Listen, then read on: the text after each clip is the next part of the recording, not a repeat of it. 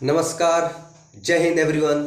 इस वीडियो में बात करेंगे कि ये जो अभी हाल फिलहाल जो आपका मेडिकल का प्रोसीजर जो हो गया, रीमेडिकल भी हो गया है एयरफोर्स का, ठीक है, उसके बारे में बात करेंगे। ठीक है, आपका 17 मार्च से जो एग्ज़ाम है 2025 का फर्स्ट इनटेक, तो जिनका भी है सभी को ऑल द बेस्ट। ये मत सोचो कि होगा कि नहीं, इतना सोचो कि जितना आता है उसका बेस्ट दूंगा। ठीक है, बस यही सोच के जाना। ऐसा मत सोचना होगा नहीं होगा, वो देखा जाएगा, अपना बेस्ट दो जाके। तो इस वीडियो में नॉर्मली बात करूंगा कि जो 2024 का फर्स्ट इंटेक था, सेकंड इंटेक तो निकला ही नहीं, डायरेक्ट 25 का निकल गया, तो कोई बात नहीं। तो 2024 का जो फर्स्ट इंटेक था उस पर हुआ क्या, ठीक है, क्या हुआ उसका। तो मेनली मैं इस बारे में इस वीडियो के माध्यम से मैं मेडिकल के बारे में बात करूंगा कि सबसे ज़्यादा लड़के या फिर जो लड़कियों की बात करूंगा तो किस में सबसे ज़्यादा आउट हुए हैं, सबसे ज़्यादा किस में रीमेडिकल मिला है। तो आई होप ये आपको जानना जरूरी है, क्योंकि आपका सामने एग्जाम है। आपका वो जब क्रैक हो जाएगा तो उसके बाद आपको फेज 2 से गुजरना पड़ेगा। फेज 2 की भी डिटेल वीडियो मेरे चैनल पे दी गई है, आप देख सकते हैं। ठीक है, और मेनली मैं इस वीडियो में उसके बाद आपका जो है वो है आपका मेडिकल प्रोसीजर। तो मेडिकल प्रोसीजर के बारे में भी बात करूंगा। मेडिकल प्रोसीजर में आपको क्या क्या करना पड़ता है ये नहीं बात करूंगा। सबसे ज़्यादा इस बार जो कैंडिडेट्स हैं उनको रीमेडिकल क्यों मिला है उसके बात करूंगा। सबसे पहली बात, जो मेडिकल शुरू होने से पहले जो मैं बता रहा था काफ़ी वीडियो में कि ये कारण के लिए पहले बार भी हुआ था, वो है आपका हार्ट बीट वाला केस, यानी ईसीजी। ईसीजी में काफ़ी लड़कों को, लड़कियों का भी, सबसे ज़्यादा लड़के मेल्स कैंडिडेट देखा हूँ, तो सबसे ज़्यादा देख रहा हूँ ईसीजी आया है। सबसे पहला बात जो है ईसीजी का प्रॉब्लम ये हुआ ही है।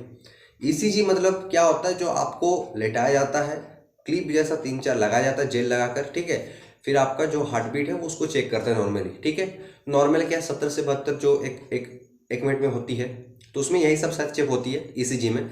तो ईसीजी अगर देखिए, सबसे पहली बात तो उसको उसको चेक करने का प्रोसीजर थोड़ा सा अलग है। अब मान लीजिए आप खड़े हैं, खड़े होकर कोई टेस्ट हो रहे हैं तो उसमें आपको ज़्यादा कॉन्फिडेंस आता है। लेकिन आपको अगर सोचिए बेड में पेशेंट जैसा लेटा दिया, फिर आपको कुछ टेस्ट हो रहा है तो आपको थोड़ा सा नर्वस फील होता है कि नहीं, सही बात है।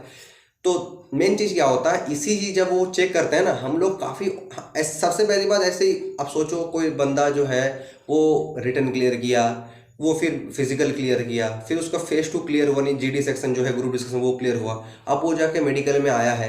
उसको पता है कि अगर राम भरोसे अगर निकल जाए मेडिकल तो काफ़ी बढ़िया रहेगा, मार्क्स ठीक ठाक है, ज्वाइनिंग हो जाएगा, सिलेक्शन हो जाएगा, घर वाले खुश हो जाएगा, प्राउड फादर प्राउड मदर, ये प्राउड वाली जो फील है घर वालों को दे सकूंगा, ये एक फील होती है। तो इसके चलते ना एक इनसिक्योरिटी काम करती है अपने अंदर, जिसके कारण हम नर्वस ज़्यादा हो जाते हैं।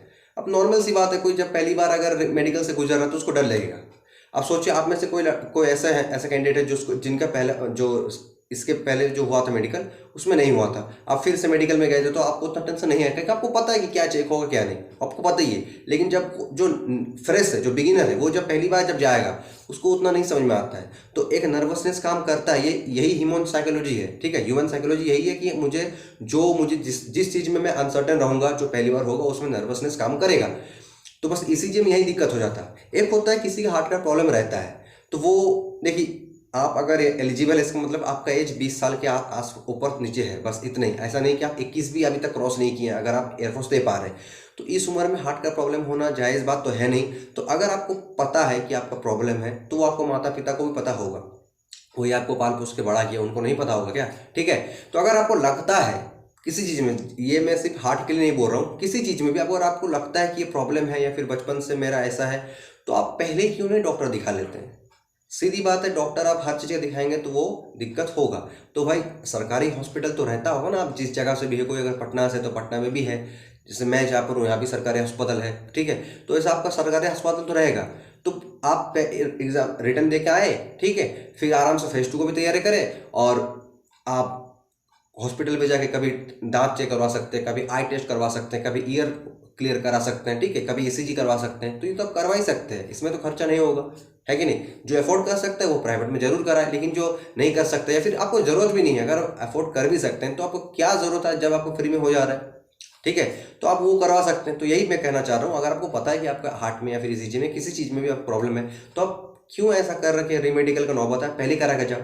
और आपको अगर पता है कि प्रॉब्लम नहीं है तो भाई टेंशन के कारण हो रहा है, तो एक ही बात नॉर्मल बोलता हूँ कि जब भी आपको उससे लिटाते हैं चेक करने के लिए, थिंक समथिंग गुड जो आपके साथ हो चुका हो पहले, या फिर आप ऐसा सोचो कि जब आपका नौकरी हो जाएगा, आप सोचिए वो फीलिंग, आप खुद सोचिए। जस्ट रियलाइज, आप इसके लिए आंख बंद कर सकते हैं, अपने जो बोल रहा हूँ उसको सोचिए कि मान लीजिए आपका सिलेक्शन हो गया, वो खबर आप अपने पापा को दे रहे हैं, ठीक है, कि हो गया। उस फीलिंग को सोचिए, आपका मन में खुद आपका जो है ना डोपामिन रिलीज होगा, आपको खुद जो नर्वसनेस उस टाइम में कम हो जाएगा। आप ये सोचिए कि जब आप ड्रेस पहन के आएंगे, यूनिफॉर्म, प्रॉपर जो यूनिफॉर्म है वो पहन के आएंगे अपने माता पिता के सामने, तो वो कैसा फीलिंग होगा। तो आप जब ये सब सोचेंगे ना, तो आपका नर्वसनेस देखिएगा गायब हो गया है ही नहीं, डोपामिन रिलीज होगा, आप अच्छा फील करेंगे। तो आपको ईसीजी में या फिर ब्लड प्रेशर में दिक्कत नहीं आएगा।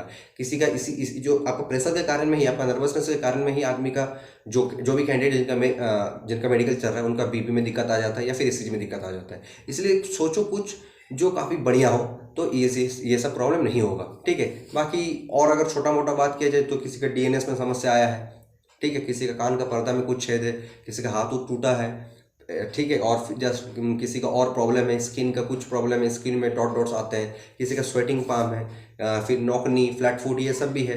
तो आपको जो जो पता है कि आपका प्रॉब्लम है वो पहले से ही, अभी से आप रिटर्न दे के आओ। रिटर्न दे के आने के बाद अभी बहुत गैप मिलता है। जब मैं दिया था ना 2023 का फर्स्ट इनटेक, तब इतना गैप नहीं दिया था। आप खोज लगा के देख लो कि कितना जल्दी हुआ था सब कुछ, ठीक है। लेकिन अभी बहुत टाइम देता है, तो आप रिटर्न दे के आओ। उसके बाद तो पढ़ने का प्रेशर नहीं रहेगा, जीडी का तैयार रहेगा, वो उतना भी प्रेशर नहीं है, ठीक है। तो आप उसके बाद कराते रहो अपना टेस्ट एक एक करके, आप खुद से क्लियर हो जाओ कि नहीं मुझ में कोई प्रॉब्लम नहीं है, बात खत्म, ठीक है। तो बस मेरा बोलने का यही आज मतलब था। तो आई होप ये वीडियो से आपको थोड़ा सा मोटिवेशन मिला होगा कि डरना नहीं है, आराम से रहना है, ठीक है। और फिर भी अगर आपको कुछ भी जानना हो, पूछना हो, मेडिकल के बारे में, फेस 2 के बारे में, जीडी के बारे में, कुछ भी, तो आप जरूर कमेंट कीजिए। मिलते हैं नेक्स्ट वीडियो में, तब तक के लिए Jai Hind, goodbye and take care.